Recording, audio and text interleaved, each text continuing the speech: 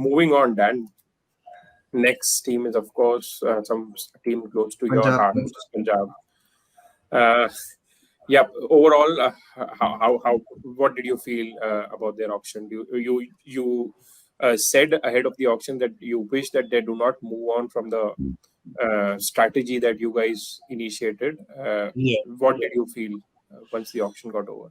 Yeah, I mean, look, I think the Sam Curran was the really obvious pick for PBKs in terms of just ticks all the boxes of what they really needed.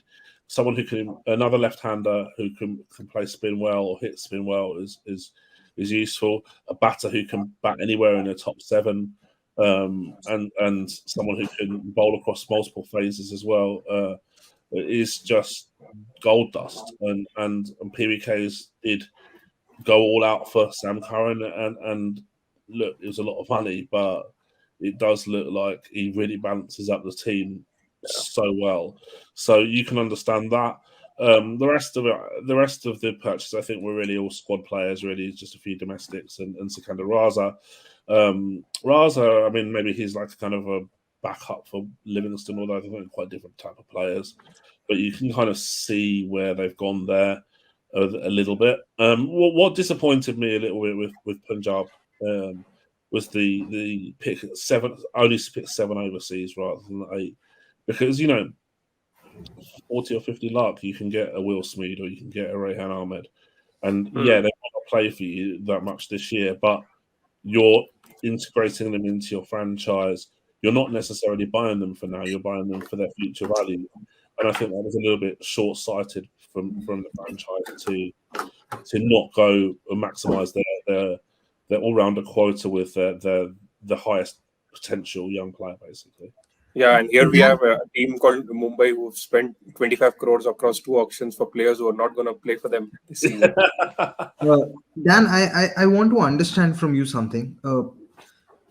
This has become a pattern with Punjab, because last season as well, they were left with a decent amount of budget. After this auction, they've been left with 12 crores, and I think last season they were again left with around 10 crores, if I'm not wrong. Yes. And before that season as well, I've consistently seen that Punjab don't try and save around 10%, or if not 10 crores, at least 10% of the budget that is there with the team, or of the purse rather. Is this something that is coming up from the higher management, or is it just a coincidence? Because like you said, like you said, it's they only had 7 overseas players, and they could have gone for one more. Yeah, just to summarize Gurkirat's question, do you think the management is frugal? Look, I think that any team who takes a decision not to try and maximise their purses is constraining themselves in advance of a tournament. I mean, if you're regardless of who you are, I mean, let's just look at Punjab Kings, for example. If you're a team who struggled to consistently qualify over the duration of the IPL, particularly in recent years, you can't give the opposition a head start. It doesn't really make a lot of sense. So certainly kind of a preordained strategy where you're not going to spend your whole purse looks to be very, very questionable in terms of strategy. Do I think that they went into auctions with that deliberate intention? No, I don't. But I do think that once you get Curran, and it's in this situation, it's quite easy just to say, okay, well, we've checked out, we've got the player we want. We'll take one. This was the first comment before we even began the show, Dan. How do you think they'll line up? Will Berso start? Because as I see it, probably Rajapaksa is the one who unfortunately will have to miss out to fit Sam Curran. Do you think the same, or do you think otherwise? Yeah, I think you're right. I mean, obviously, Bhanuka had a good tournament last year. Struggled a bit recently in the Lanka Premier League. Didn't set the world on fire in the World Cup apart from one performance. But I do think that he's a player who deserves another crack at the IPL after a really, really promising first season. However, yeah, it does look like Sam Curran will come in for him. Now, in terms of that batting order, I think it's fascinating to see how it's going to play out. I think Bairstow and Dewan look the likely openers, which is a left-right combo, and perhaps Bairstow the more attacking option of the two. So there's complementary skill sets there that make a lot of sense. I would then play Liam Livingston at number 3. I personally would look to try and bat him as high up the order as possible. You've got a player who's a match winner. You want him to face as many balls as possible, and just I've never really understood how some country, England and some other teams, you use him at like sort of 5, 6, 7, and it's just a waste of someone's extraordinary talent. And then there's options. So you can structure up quite differently. You can structure up with like a Prab, perhaps Imran Singh, or if you want a left-hander, Tavaide in the batting. You could also look to play Jitesh Sharma at 4 as well. Jitesh obviously going to play anyway, I would have thought. Sam Curran as well can bat anywhere in that top 6 or 7 as well. So there's options there, and you can. What I like about this is that with Dewan, with Sam Curran, with a Tide if he plays as well, you can do a lot with left-handers and kind of messing up the opposition in terms of their potential bowling templates and stuff as well. So there was a game last year that Punjab went left in play against CSK, and Santner and Jadeja didn't bowl out, and the CSK were really concerned about bowling them against the 2 left-handers in tandem. So there's a lot of things you can do to sort of screw up other teams' match-up plans with such a flexible batting lineup. So personally, I'm not a big fan of like a 1 to 7 or 1 to 11 batting order anyway. So it's just kind of a group really who can contribute in different phases, at different entry points as the match warrants. The other option is. The other choice is whether you play Shah Rukh Khan as kind of like a luxury player, 6 or 7 as a kind of a hitter who doesn't bowl. He struggled a little bit last year. I think it's pretty reasonable to say. I think he probably underwhelmed a lot of people's expectations. Can he do it this year? Let's see. And then there's the other choice of going a bit more bowler heavy with like a Rishi Dewan as a number 7, who's less of a hitter but provides more of a bowling option. So there's options regardless anywhere in that top 7, and then there's a little bit of batting afterwards as well with the likes of Rahul Chahar, Rabada, and if he plays Harpreet Brar as well. Okay, so one question that I want to ask you is, Prerak Mankad was a part of the squad last time around. He's also a batting all round option and bats around at 5 and 6 for in the domestic circuit. Yeah. Do you think it was a good option? It was a good decision to release him, because I genuinely feel that someone like him could have been used at number 7, maybe instead of Rishi Dhawan, because you Yes. have Livingston also who can give you 2 overs. So I want to know your thoughts on that one.